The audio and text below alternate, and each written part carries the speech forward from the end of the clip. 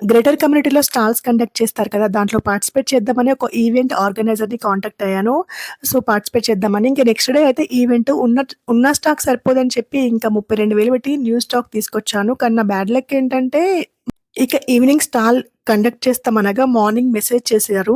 ఆహ్, ఈవెంట్ అనేది పోస్ట్‌పోన్ అయిందని చెప్పేసి. సో, వెయిట్ చేశాను ఒక 4 డేస్ అని చెప్పి. కాకపోతే కమ్యూనిటీలో పవర్ ఇష్యూ వల్ల ఇంకా వాళ్ళు ఏం చెప్పకపోయేసరికి ఇంత స్టాక్ ఇంట్లో ఉందని చెప్పేసి సంతలో పెడదామని డిసైడ్ అయ్యాను.